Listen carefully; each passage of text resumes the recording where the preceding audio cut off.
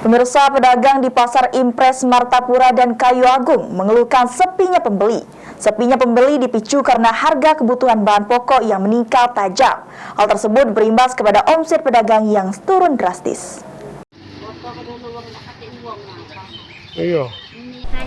Sungguh miris melihat kondisi Pasar Impres yang bertempat di pusat kota Martapura, Kabupaten Oku Timur. Pasar yang menyediakan kebutuhan pangan sehari-hari ini biasanya ramai dikunjungi oleh pembeli. Namun saat ini kondisi pasar terlihat lengang dan bahkan banyak lapak penjual yang tidak lagi berpenghuni karena sepinya pembeli.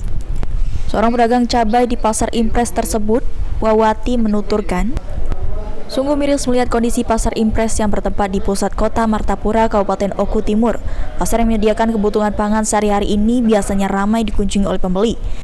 Setiap hari ada peningkatan per 5.000 Om itu. Kemarin lusa sempat 20, 25, hari ini 30.000. 30.000 ya. Untuk pembeli sendiri bagaimana, Bu? Pembeli agak menurun itu Om. Sepi, Bu ya? Sepi tenan. Wawancara. Ada tidak seperti biasanya. Wawancara.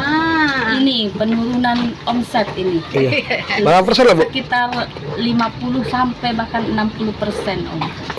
Pengennya harga-harga stabil. Apa itu Om ya? Mangga lagi. Total yang di dalam itu kan ya. Normal, standar, apa-apa serba mahal. Yang kebutuhan ini meningkat, sedangkan pendapatan menurun. Sementara itu, hal serupa yang terjadi pada Pasar Kayu Agung Oki. Sepinya transaksi jual beli di pasar tersebut membuat omset para pedagang terjun bebas, terutama pedagang sembako dan sayuran.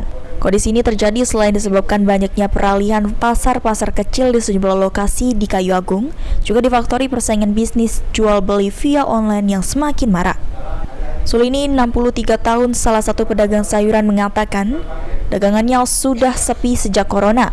Bahkan corona sudah usai, pasar masih tetap sepi pembeli.